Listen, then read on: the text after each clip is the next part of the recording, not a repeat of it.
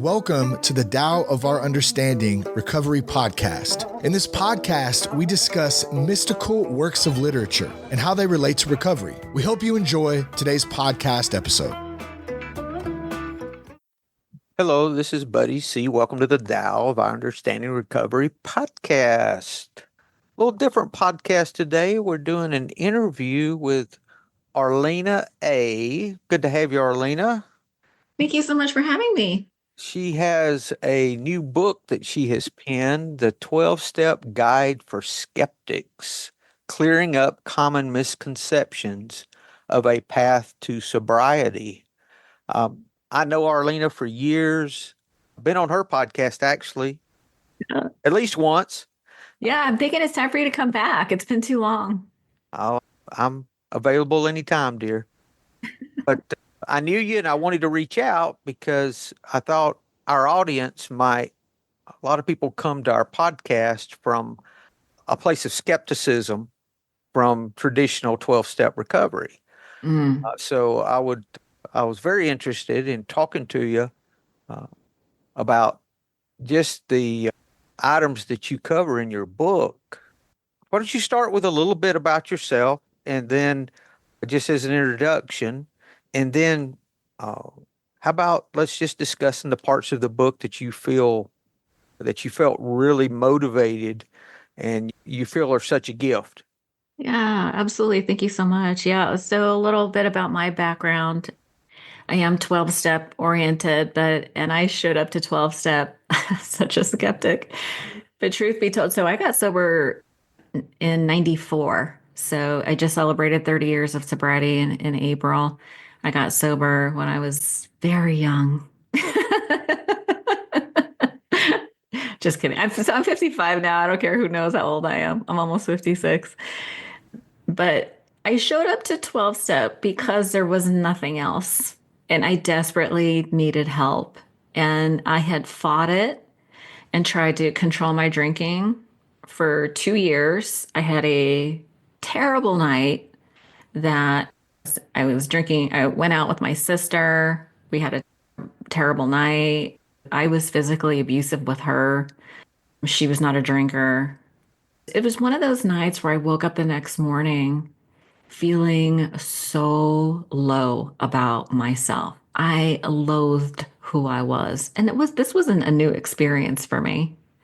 Like, I had many mornings where I woke up and I was just like, what was that all about? Like, you wake up and you realize, like, I would have bits and pieces of the night before of this crazy behavior, like anger.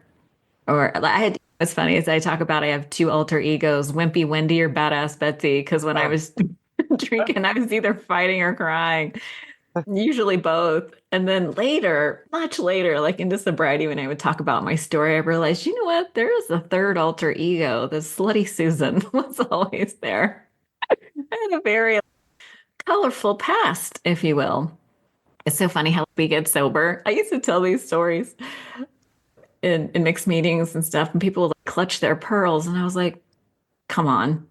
None of us showed up here as nuns. Maybe a couple people, but I did not show up to Alcoholics Anonymous as a virgin. But there is a list, though, Arlina, that I don't believe I'd told that. I've got one of those lists that that doesn't come out. Listen, we share in a general way. That's it. What we used to be like.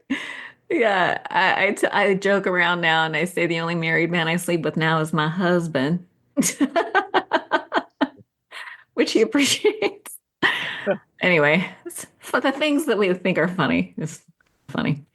But anyways, let's see, where was I? So I was a horrible person, had no control over my behavior, couldn't control my drinking. I was a big weed smoker.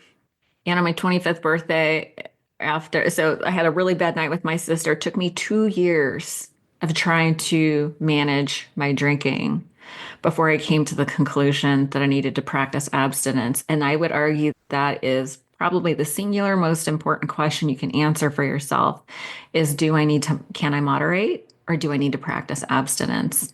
And I tried to moderate for a couple of years. I could not do it. I got sick and tired of being sick and tired. And through a series of events, a friend, a coworker invited me to a meeting, and that's where my journey started. And 30 years ago, listen, there wasn't anything else. And I'm so grateful because I probably would have missed the magic that is the process of the 12 steps, right? The program is the steps.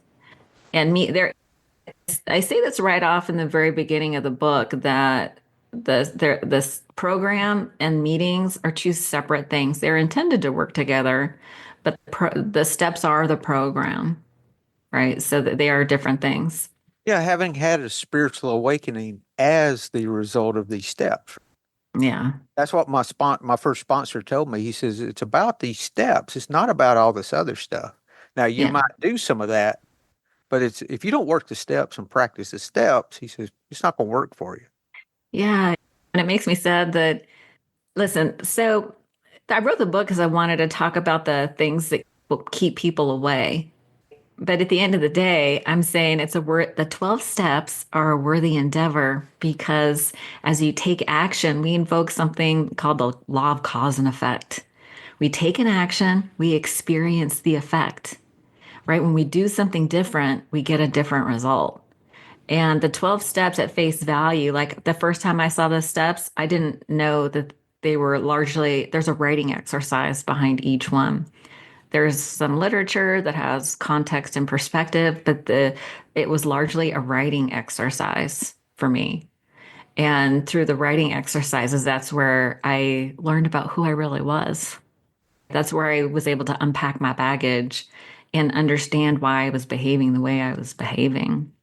When I say I must work the steps, that's me in AA. And I like the way you came about in the book talking. There are other solutions that might work for you. And I think people get the wrong idea when they hear folks talk about AA, because the people I know in AA say that there's all kinds of ways to get sober, not just AA, even though that's what they came to practice. And you talk about that some in the book too. That's some of the myths. Yeah. Like I say right up front that it's a path of sobriety. It's not the path of sobriety. And when I got sober, I never did just AA. I did therapy. I was reading all kinds of other literature, but I was really grateful that I actually went through the process of the 12 steps because that process is so mad. I hate to keep using the word magical because I'm a skeptic and I'm a science girl at heart.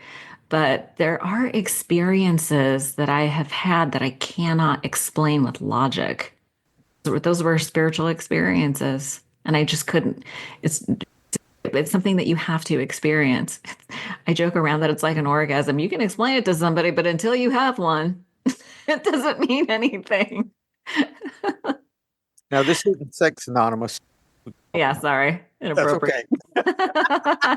Don't be clutching your pearls, buddy. I won't flush, I promise. Yeah. Now, let me ask you about on the spirituality side. Do you experience synchronicity in your life? That's how I see spirituality the most, as far as evidence goes in my thinking, is the synchronicity of things. That one thing lines up with how could those things line up in a random world? I just don't know how that could happen. Yeah, I do have a crazy sometimes we hear these stories like God shots or evidence of God. And I just want to state up front, there's three words that typically keep people out of 12 step. One is powerless, God, and alcoholic. And we might want to circle back to those. Don't let me forget because that's important. But I do have a story about synchronicity that, like, when I am open to the possibilities of just allowing life to unfold, there's what I think should happen when I'm like in my little controlling mind. I want to control things. I interviewed Elizabeth Gilbert. She wrote Eat, Pray, Love, and she said something that I'll never forget, that wherever I'm being controlling, I'm practicing atheism because I'm thinking I'm in charge. I was like, whoa, that's heavy. Okay, so let me just set the stage for you because this story of synchronicity was crazy. So I get asked to speak an AA meeting. And it's like in the middle of the afternoon on a weekend. And I see my very first ever sponsors there. And I'm excited to see her. I'm like, whoa. So I tell my story. And it was weird because this one day I mentioned the exact date of my sobriety, which is April 23rd of 94. I don't normally say that. And I don't know why that happened. I usually say a little prayer. It's, God, please guide direct my thinking. And I pray that whatever I say might be of use to somebody. And anyway, so for whatever reason, this is not normal for me to just say my date. But anyway, I say my date, I tell my story, I call on my very first sponsor, Marianne. So she's, thank you so much for calling on me. That's how they do it in California, is you call on people. She said, thank you so much for calling on me. I want to defer my time to Tammy. I don't remember what her name is. Tammy. Tammy gets up and shares. She says, my husband passed away. I'm on my way to his funeral. And our wedding date was April 23rd of 94. Wow. And I just got the chills. I was like, what is happening? She goes, I came to this meeting today because I didn't want to get loaded. She was so sad and so scared to go through this day. She was like, I just wanted to come to this meeting because I needed to stay sober. And she goes, it felt like a message from God today. Hmm.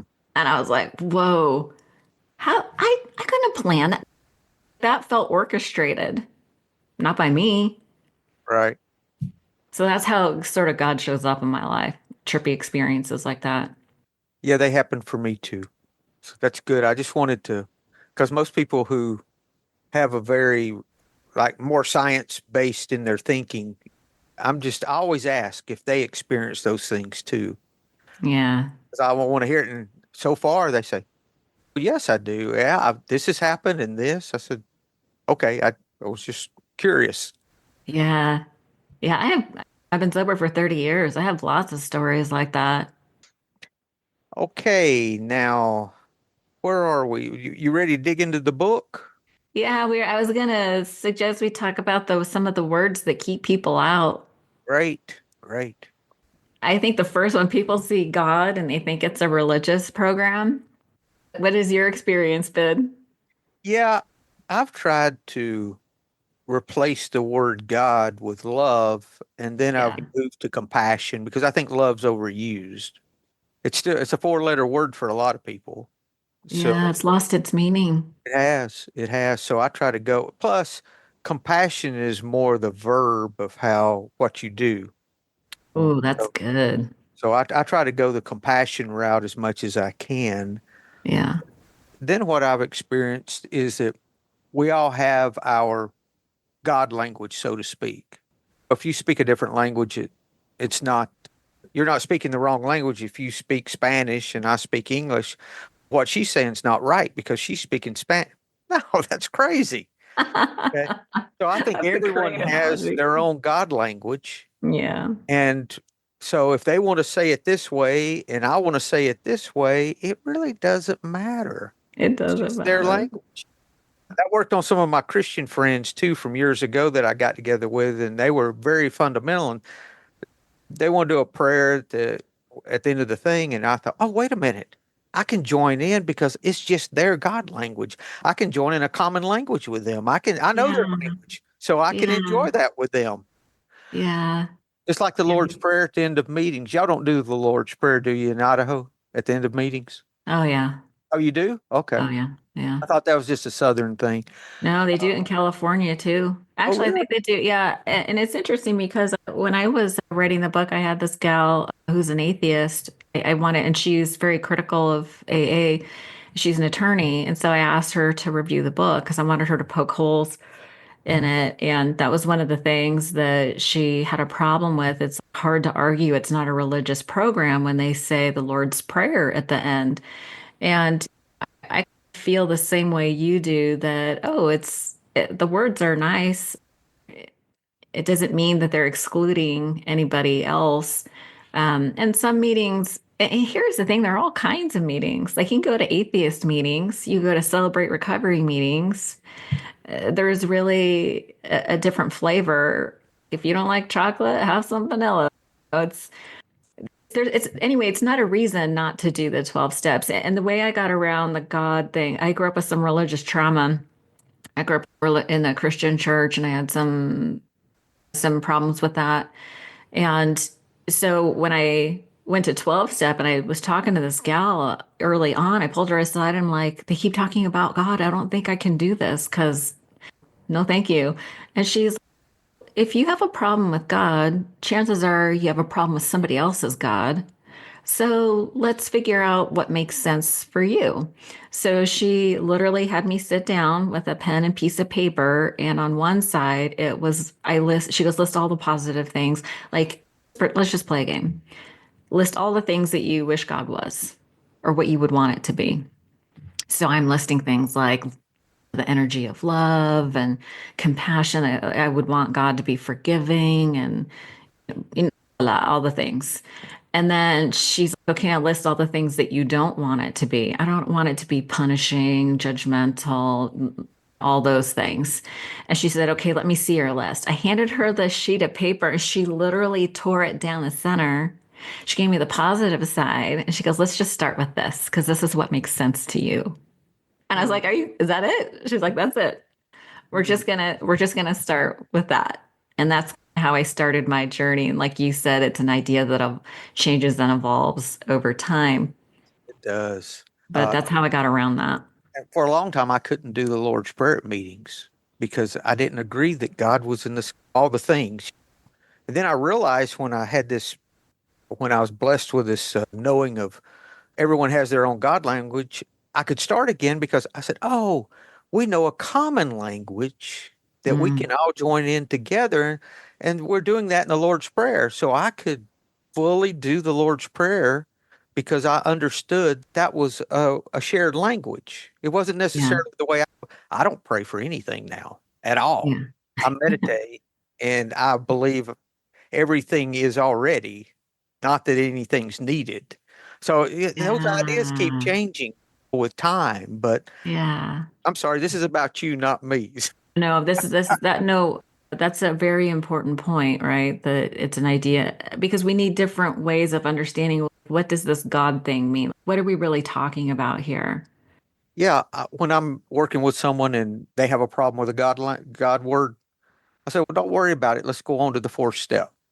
I said, Yeah, don't you worry don't have to about it. figure this out Yeah. because you're just setting it up. You're making a decision, a third step to do this, and you're not done it. You haven't done it yet because the steps cause you to turn your will in your life to let it go. Yeah.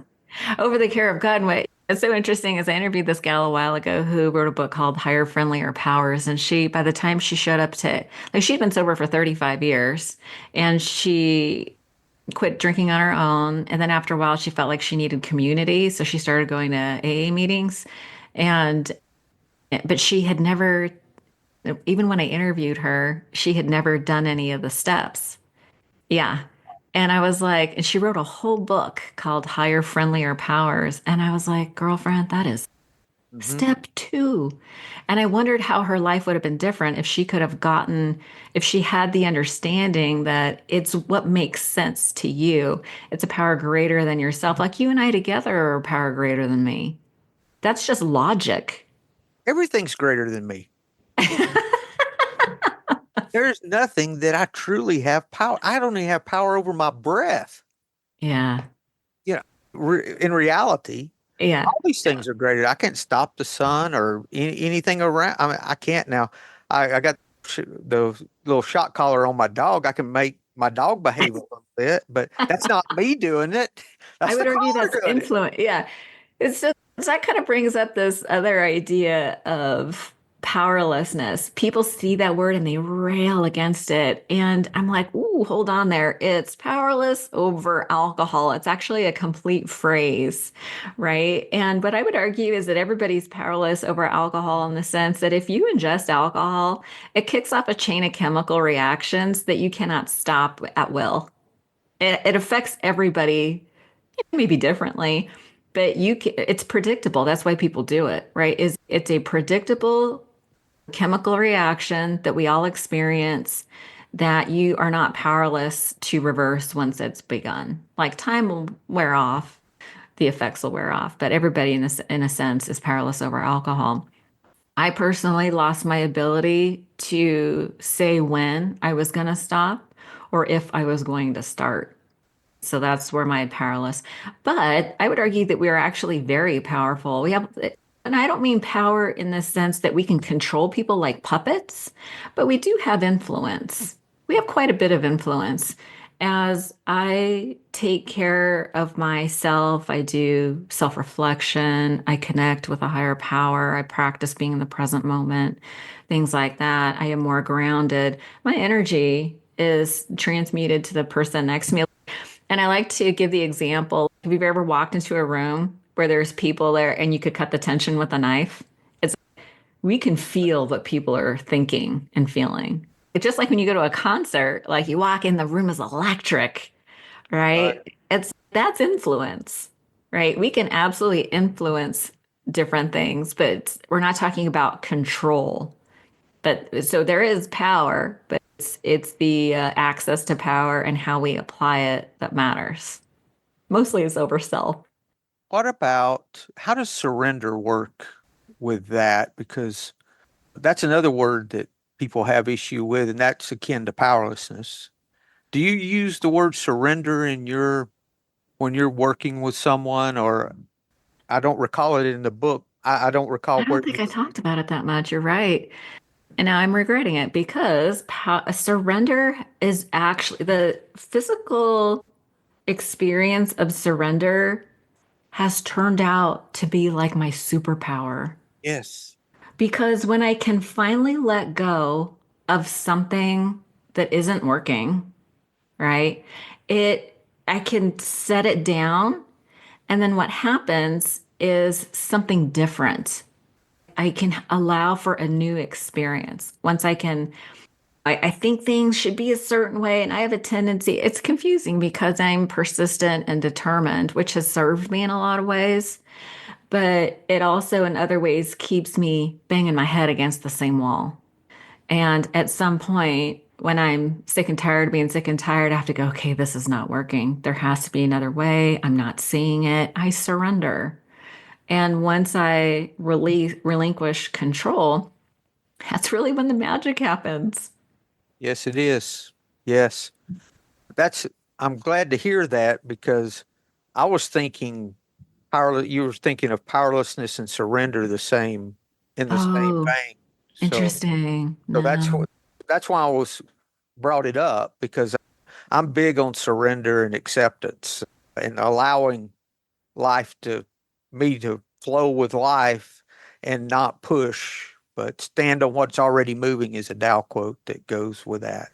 Yeah, I heard early on there was this idea about, listen, I fancy myself a science girl, and it was like, let's acknowledge reality. Let's just look at the facts, right? What are the facts? I have been taking certain actions and getting a certain result. If I don't like my results, I need to go back to my actions. But even more, I need to take a step back to figure out what led me to that decision.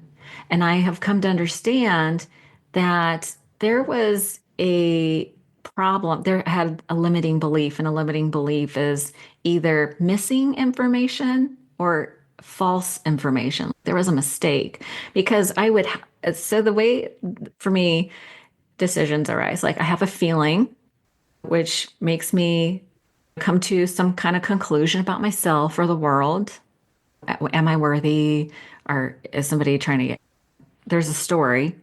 And then based on, they say that we make decisions emotionally, justify logically. So I would have a feeling, think a thought, come to a conclusion, take an action based on the information that I had, and that I would invoke the law of cause and effect and have an experience. If I didn't like my experience, there is a flaw somewhere, my presupposition. And there's the saying that you can't read the label from inside the jar, right? I was in the jar. There have been many times I'm in the jar and I just can't see and this is one reason why we need each other. Because you can see things I can't. Like we all have had that experience where we have a friend who's in a terrible relationship and they come to you complain, they did this, they did that. And we can see what the solution is because our perspective is not clouded with emotion. Right. So they can see things. So that's why we need each other. But I have to get down to why am I thinking the way I think? And I need help unraveling some of my thought process. And it's so nice to have a compassionate friend that's, hey, have you thought about this? Or this is how I think of it. And it changes my perspective so that I have more information, I have correct information, so that I can make better decisions, take better actions, and evoke a different outcome. Yes. Yes. That's good. Thank you. Yeah.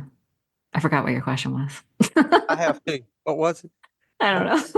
We were talking about surrender and acceptance. Oh, yeah, that was it. Surrender. Yeah. I can see where a lot of folks have a problem with the powerlessness part of this thing. It's very confronting. It is. One, when I have someone of that vein, if I can talk with them about surrender and that this is not something that God helps us with, we step out of the way and allow God to do it for us. And how do we step out of the way? Yeah. That's that for me. And I step out of the way by looking for someone to help is one way I can step out of the way. Going to meetings and listening is a way I can, maybe a way I step out of the way. It depends on who. And so it's really, I never accomplish anything by working harder and doing better. That never works. Push, push. The push of Yeah. life. That means I'm taking the control like you're talking about. I Yeah. think a lot of it's a matter of somatics too. Yes. Semantics matter though. Yeah. Because they do offer different perspectives. And when you were talking about a lot of people rail against this idea of turning your will and your life over the care of God.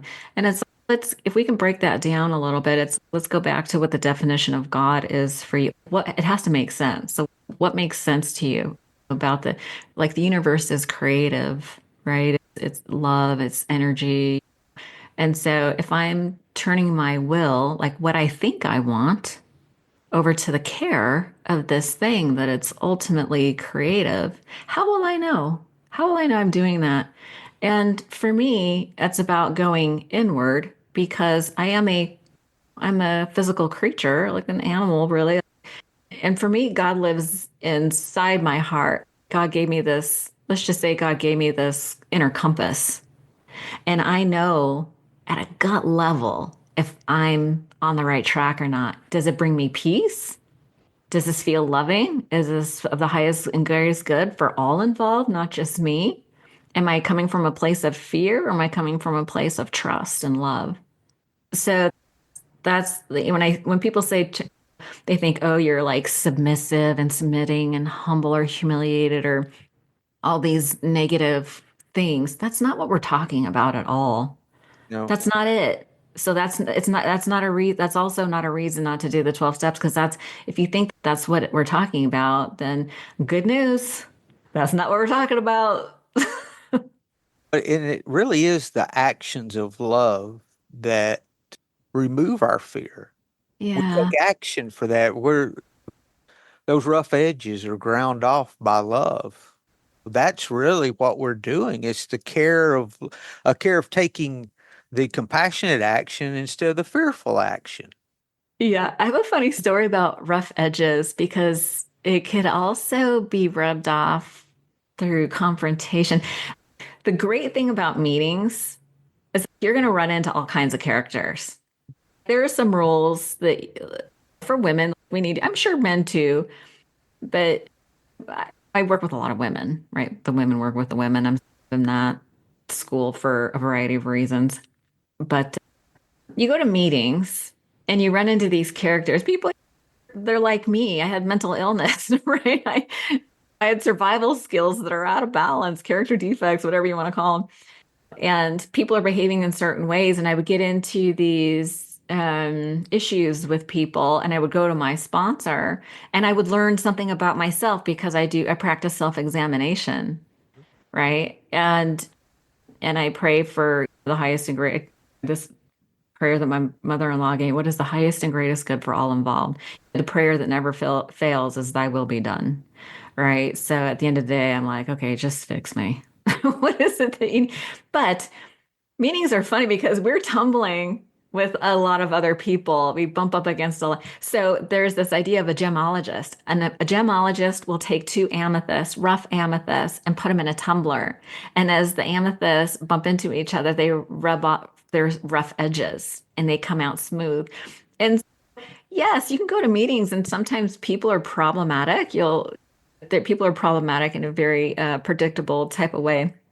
But when we come out of that experience, if we're practicing self-reflection, we learn something about ourselves and we heal something. We learn to invite compassion for ourselves and others. There's something called the angry man's prayer, and it's we pray for this other person to have all the things that we want. And what I think is so interesting is this idea that you can't escape the same measuring stick that you judge others by. And Right. people are just mirrors. They're just reflecting back to you what you love or hate about yourself. So as you find people that really you don't like, and because of a certain reason, we get to the root cause of why they might be the way they are, because it helps us to understand our root cause of why we are.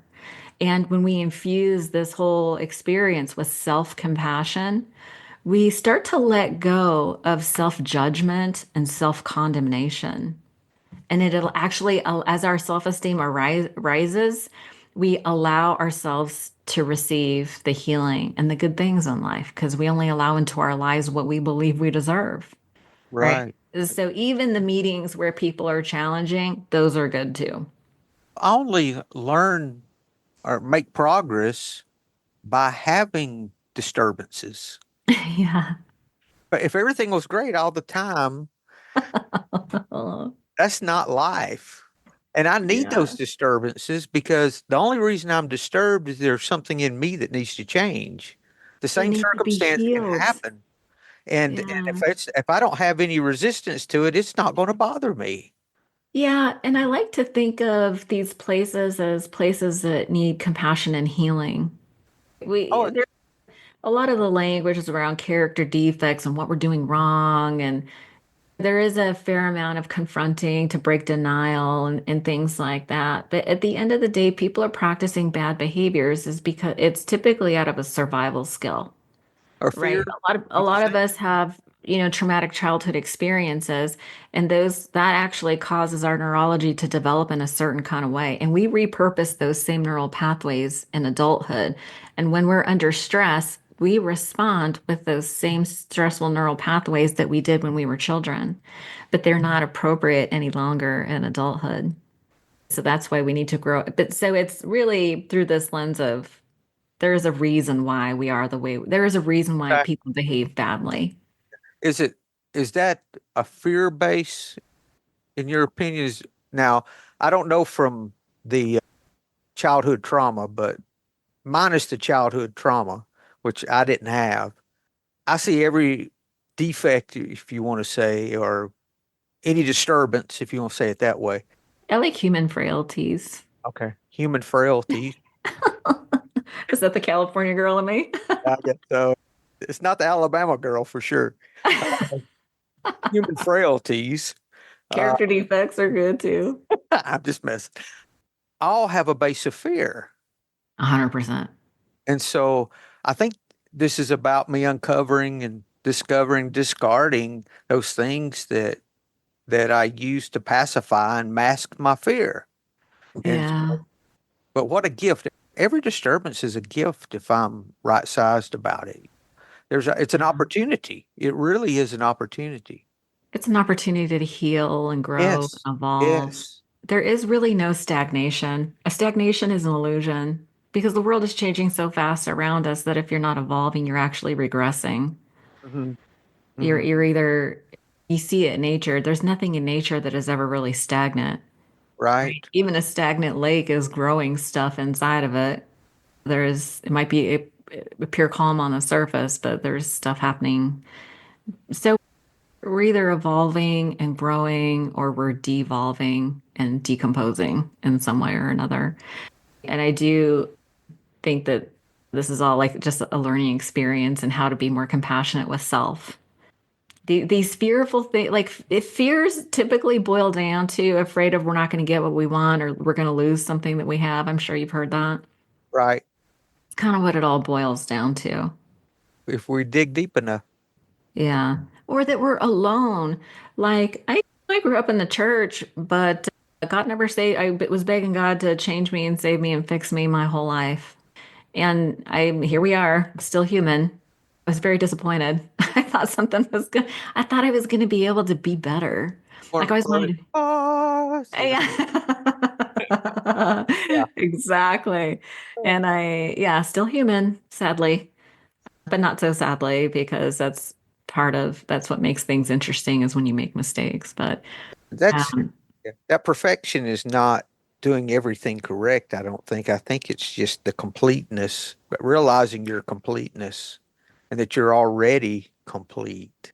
And we just yeah. can't recognize it because of all the things that we're talking about, you know? Yeah. Like I grew up thinking I needed to achieve and perform in order to be loved and accepted and have value.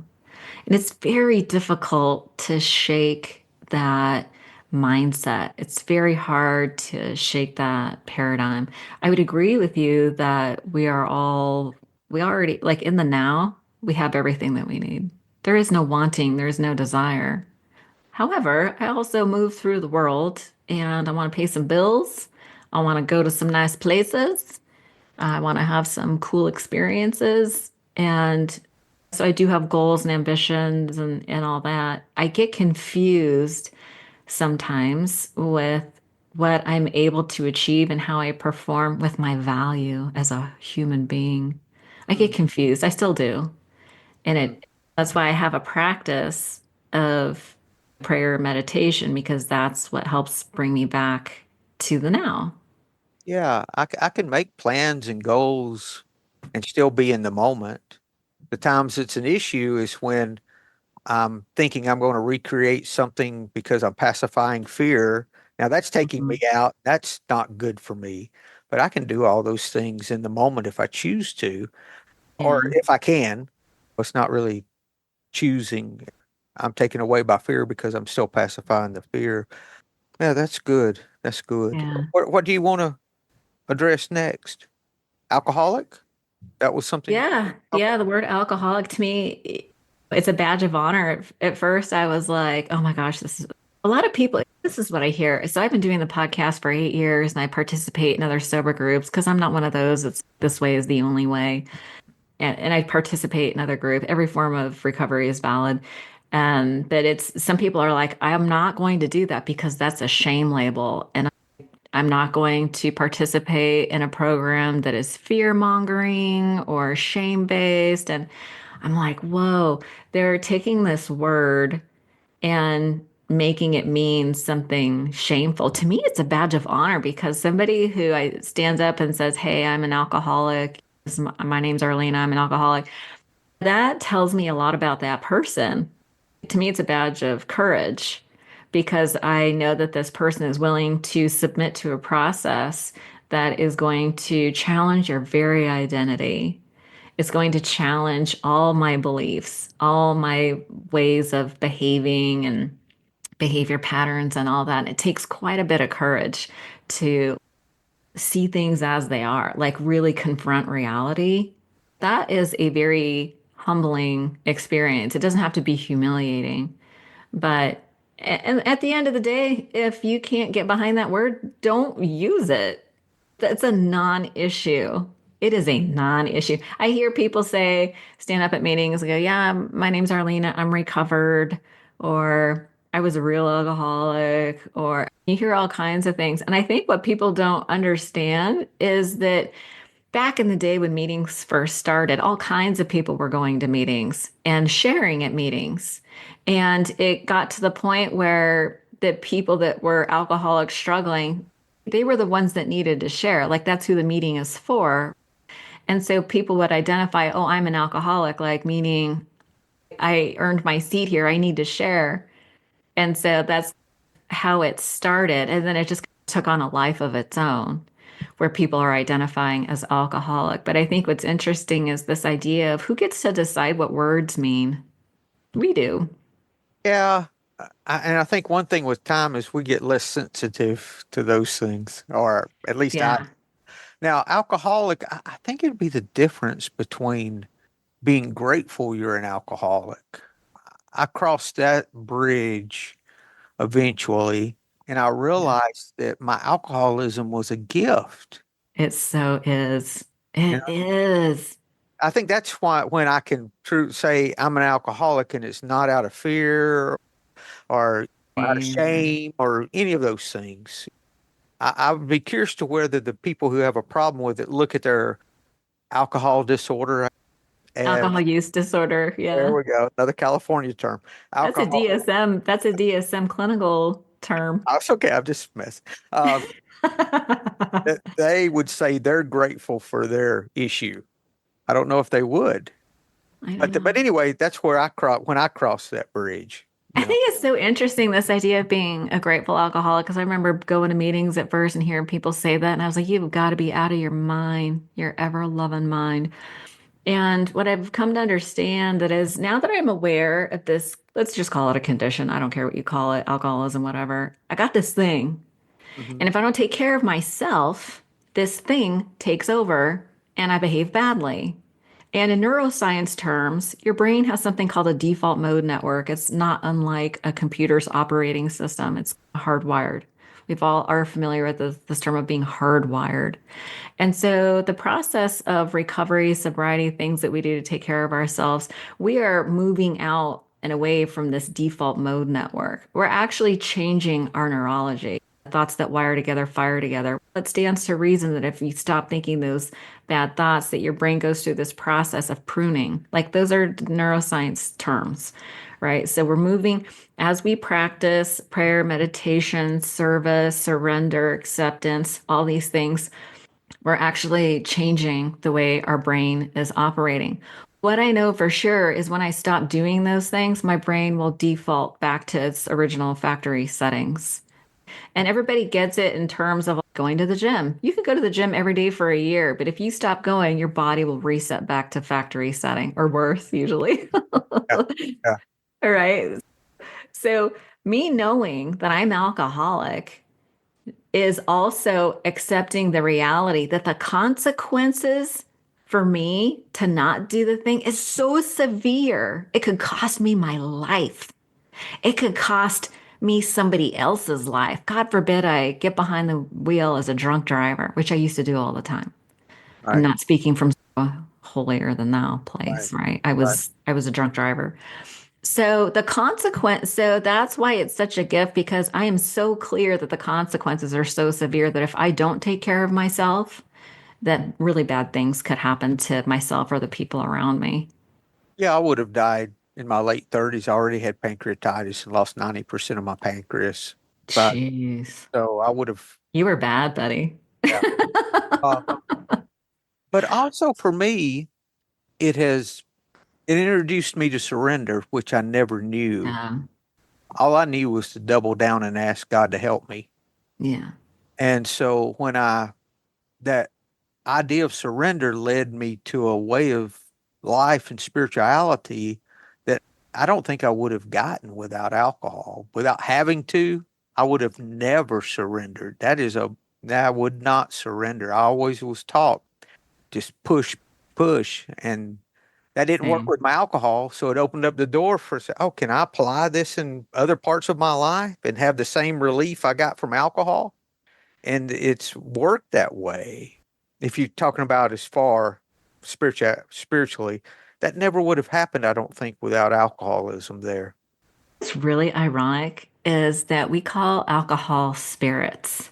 Yes, And so it's a quest for the spiritual experience. it's a substitute. It's a substitute. Yeah. It's a poor substitute. Yes, yes, that's good. Okay. What else in your book do you want to talk about?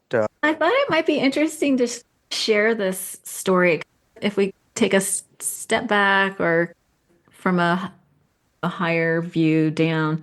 I do talk about this parable that I got from Eckhart Tolle's book. I think it was The Power of Now, and stop me if you've heard this, or maybe don't stop me because I don't know who's heard this or not. Go ahead. There's this parable of the beggar. There's a stranger walking down the street, and there's a beggar sitting on a box, and he holds out his cup, and he's, "Can you spare some change?" In the back, and the stranger's like, "I don't have anything to give you." He goes, "What's in that? But what's in that box that you're sitting on?" And the beggar says, "Oh, it's nothing. I've been sitting on this for years." And he was like, "Have you ever looked inside?" And the beggar says no. And he opens the box, and there's treasure. And in the book, the meaning that they take away is that, "Oh, I'm the stranger. I have nothing to give you, but everything is inside you." After 30 years of sobriety, the only thing I'm clear on is that I don't know what's right for you, but I know the answers are inside you. But the other meaning that I got out of that parable is the beggar thought he knew what the box was. He looked at it and dismissed it as something that didn't have any value, right? At face value, it meant nothing to him but a little box. And so, what we are proposing is that if you look at the 12 steps and you think that you know what it is, I would argue that you do not, because you haven't really dug in to look inside. And I am not going to be somebody that's going to push you to do this thing, because what I know for sure is that pushing creates resistance. But isn't there something a little curious inside you that wants to know what is the outcome of these steps that we keep talking about? If these steps can help people break their addictions to drugs, alcohol, gambling, sex addiction, workaholism, it's being applied to every dysfunction. Aren't you a little curious to know if these steps can help you with the thing that you are challenged with right now? Even if it's a lesser thing, Right. lesser in quotes, aren't you just a little bit curious? Like, I would invite curiosity to say, "Hey, just look, just check it out. There's a way around every obstacle." We place meaning on things without having the full context. So that's really what the book was about. It's, let me just give you a little more context and perspective. And if this isn't for you, that's fine. There are many paths to the same destination, but this is just like, why wouldn't you? Why wouldn't you want to check it out and get the benefits? It really literally costs nothing. So many misconceptions. Yeah. I thought, I said, do I renew my country club membership or do I go to AA? I'll go to AA. No, it wasn't like that. Right. So if I'd have known what was there, like a lot of people say, Yeah. would have showed up a long time ago if I would have realized what gifts were there. Yeah. And alcoholism was just the doorway into what we find. Yeah, it's so not funny. about alcohol. It's not about alcohol. Yeah, we don't really even talk about it that much. We tell our stories so that people can relate, because you got to meet people where they're at, but it has nothing it has nothing to do with alcohol. On the steps, what's the first step are the first step and the 12th step are the only ones that mention alcohol? Yeah, that sounds about right. Yeah, yeah. Yeah, it has nothing to do with that. Alcohol is but a symptom of a deeper problem. So I have a curious mind. I have a skeptical mind. I need to test all these ideas. I've heard in the rooms, run the experiment.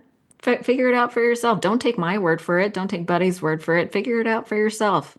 It means nothing until you have your own experience. But you have to do it with an open mind. Like, you have to do it with a critical. I say I invite criticism. I invite skepticism, because it has to make sense to you.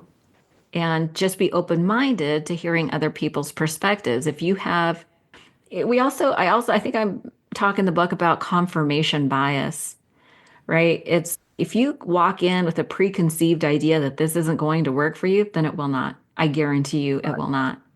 But and everybody wants to think that they're open-minded, but are you?